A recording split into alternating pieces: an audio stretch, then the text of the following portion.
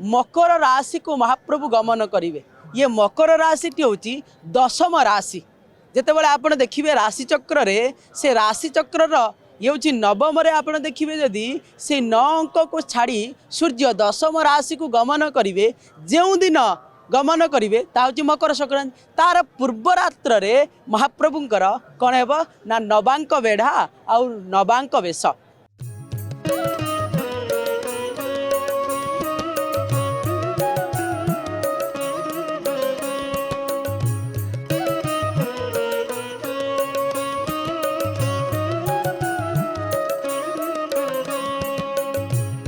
महाप्रभुंकर नवांक वेश ये नवांक वेशर रहस्य अनेक रही आज्ञा कहुई तोर विविध वेश देखी निर्मल हेला बेनी आखि तोर ए नीलाद्रि कंदर भकत भावे हेली होल।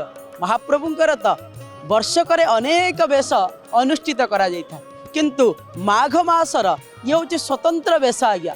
ये मास अनुसार जदि आप देखिए माघ मासरे महाप्रभुंकर कौन होता है ना नवांक वेश होता है। ता भितर तो महाप्रभुंकर घोड़ लगी वेश प्रत्येक दिन अनुष्ठित होता है। से भली भाव में मकर 84 तार चूल को धारण करती सी एक वेश को बोली कहुई। आउ जो महाप्रभुंकर से माघ मासरे माघ पूर्णिमा महाप्रभुंकर गज उद्धार वेश पद्म वेश ये माघ मासर अमावास्या परे शनिवार किंबा बुधवार पड़े ताहा अनुष्ठित करा जाइए। ये विभिन्न प्रकार वेश महाप्रभुंकर पाखरे अनुष्ठित करा जाइए। किंतु ये हूँ नवांक। आपण भाविबे ये नवांक कौन नवांक जे कि नवांक जेपरी भाव में 9 अंक नवांक 9 अंक बुझी बुझाता है जे कि मकर राशि को महाप्रभु गमन करेंगे। ये मकर राशि हूँ दशम राशि। जितेबाला आप देखिए राशि चक्र रे से राशि चक्र ये हूँ नवम आप देखिए जदि से 9 अंक को छाड़ी सूर्य दशम राशि को गमन करेंगे जो दिन गमन करेंगे ता हूँ मकर संक्रांति। तार पूर्व रात्र रे महाप्रभुंकर कौन है ना नवांक बेढ़ा आउ नवांक वेश। यही वेश महाप्रभु कौन करेंगे ना शयन करिथां।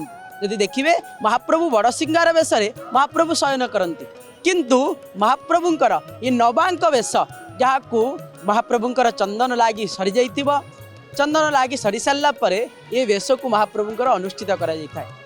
पाटखंडुआ महाप्रभु पिंधिबे पाटखंडुआ उपरे घोड़ वस्त्र टोपर सबु किछि लागी हब लगे सारा पर महाप्रभुंकर हस्तरे जहाँ की कहुई है कौन करपल्लव शोभा पाई था। से करपल्लव कौन होता है ना पुष्परे किंतु कैथ अठा जरी जंबुरा प्रस्तुत होता एक शंख आउ चक्र महाप्रभु धारण करते। सेपटे बड़वाड़ सामंत हल मुसल धारण करते। ऊर्ध्व देश में महाप्रभुंकर फूल जो मेलाणी होती से फूल स्वतंत्र भाव सहित गेंडु फूल द्वारा महाप्रभुंकर एक चूल प्रस्तुत होता है जहाँ को नवांक चूल कहुई। से नवांक चूल महाप्रभु ऊर्ध्व देश में महाप्रभुंकर मस्तक शोभा पाऊ था। यही वेश महाप्रभु सुसज्जित होगापर यही वेश महाप्रभुंकर कौन हम ना बड़ सिंगार भोग बड़ सिंगार महाप्रभु यही वेश महाप्रभुंकर खट विधि होगापर महाप्रभु शयन करेंगे। ये हूँ नवांकर वेश।